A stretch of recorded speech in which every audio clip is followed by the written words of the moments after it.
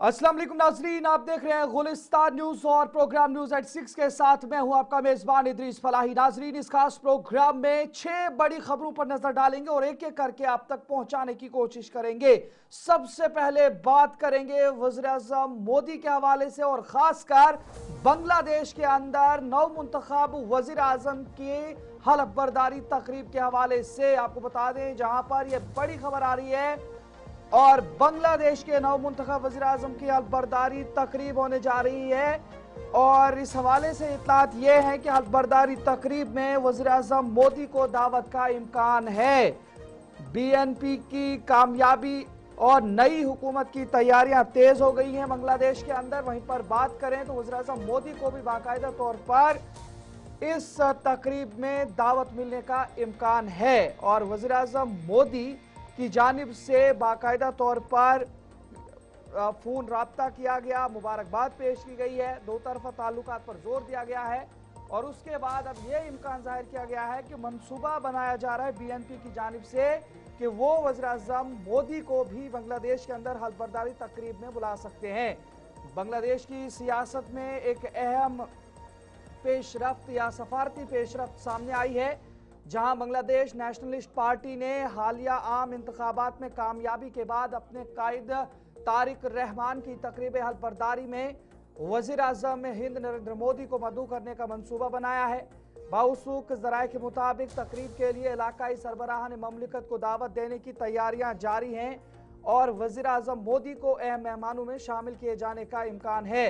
ये पेशरफ्त उस वक्त सामने आई जब वज़ीर-ए-आज़म मोदी ने सोशल मीडिया प्लेटफॉर्म एक्स पर तारिक रहमान से गुफ्तगू की तस्दीक करते हुए उन्हें इंतखाबी कामयाबी पर मुबारकबाद दी और बांग्लादेश के अवाम की तवक्कुआत पर पूरा उतरने के लिए नेक ख्वाहिशात का इजहार किया है।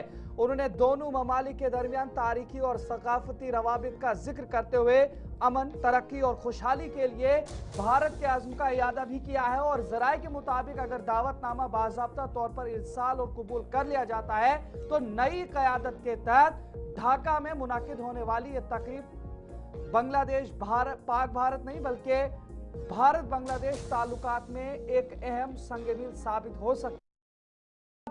कांग्रेस के हवाले से भी करेंगे और आपको बता दें जम्मू में आज कांग्रेस की जानिब से एक जोरदार एहतजाज किया गया है। जम्मू में जब यह एहतजाज किया गया तो मनरेगा पॉलिसी में तब्दीली के खिलाफ मुजाहरा किया गया है और कांग्रेस की जानिब से मरकजी सरकार पर यह इल्जाम आयद किया गया है कि वो तानाशाही करने की कोशिश कर रहे हैं। कई कांग्रेस रहनुमाओं को हिरासत में भी आज लिया गया है एहतजाज के दौरान और जम्मू में कांग्रेस रहनुमाओं की जानिब से एक रोज़ा जोरदार एहतजाज किया गया जिसमें सरकार की जानिब से उठाए गए कई इक़दामात की मुखालफत करते हुए कवानीन को वापस लिया जाए।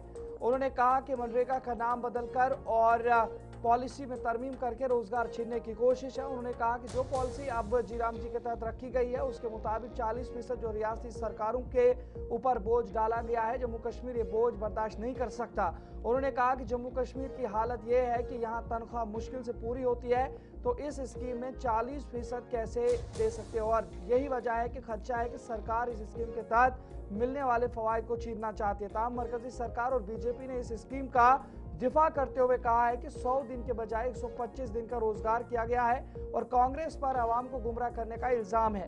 एहतजाज में कांग्रेस से राज्यसभा मेंबर और जम्मू कश्मीर के general secretary doctor Syed Nasir Hussain, Congress senior leader और एमएलए जे मीर, कांग्रेस जम्मू कश्मीर के तर्जुमान रविंदर शर्मा, एमएलए इरफान हफीज लोन, साबिक वजीर लाल सिंह समेत मुतअद्दिद लीडरान ने शिरकत की। एहतजाज की शिद्दत के पेश नजर पुलिस ने कई रहनुमाओं को एहतियाती तौर पर हिरासत में भी लिया था।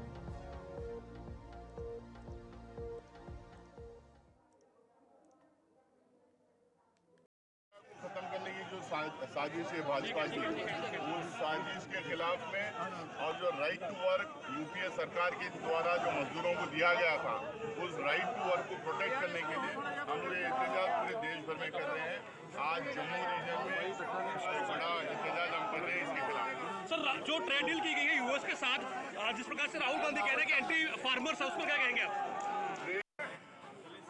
मार्च हमें शौक से नहीं, ये सरकार के जो कान पे जू तक नहीं निकली बिशर में बड़े ठीक। तो मेरे कहने का मकसद है जो इन्होंने हालात बनाए जिस तरीके के, अब ये हालात लोग नहीं लड़ाई नहीं लड़ेंगे तो करेंगे क्या? स्कीम कैसे चेंज कर दी? वो तो एक्ट था, आपने योजना लेके आ गए, स्कीम लेके आ गए, अभी तक लोगों के बैकलॉग बना है, पैसे देने वाले हैं, मजदूरों की मजदूरी देने वाली है। हाउ दे डेयर, हमें हैरान इस बात के लिए। स्टेट इन्होंने कहा था रिस्टोर करेंगे, नहीं रिस्टोर की, करेंगे हम लोग। को मालूम है कि यहाँ पर तानाशाह जैसा निज़ाम चल रहा है, लोकतंत्र पे हमला है, संविधान पे हमला है, गांधी जी के जो विचारधारा उस पे हमला है, तानाशाह की ओर इस मुल्क को धकेला जा रहा है, भाईचारे पे हमला है, नफरत की जो राजनीति है वो हो रही है यहाँ पर।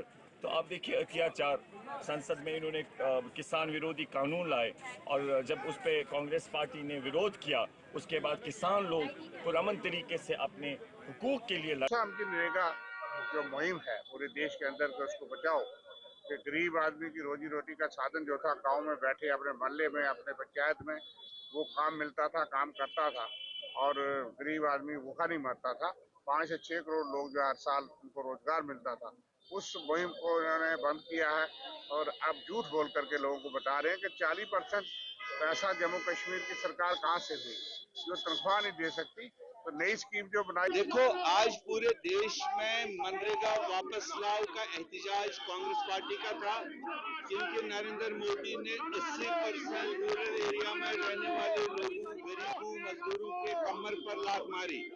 और हमारी डिमांड है उस मनरेगा को वापस लाया जाए, जिसने देश में स्थिरता लाई थी, स्टेबिलिटी लाई थी और मजदूरों को घर बैठे मजदूरी मिल रही थी। आज उसने तमाम देश के मजदूरों के पेट पर लात मारी।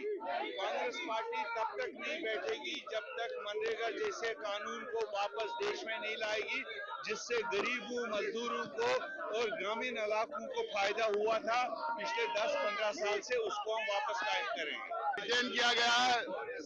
नरेंद्र मोदी की सरकार जब जब डरती है पुलिस को आगे करती है, पुलिस के आगे करके प्रोटेस्टर का दमन करने की कोशिश करते हैं। हम लड़ाई लड़ रहे हैं मजदूर की, किसान की, गरीब की, हम उनका हक दिलाने की लड़ाई लड़ रहे हैं। नजर आगे बढ़ जाएंगे तो बात वजीर आला उमर अब्दुल्ला के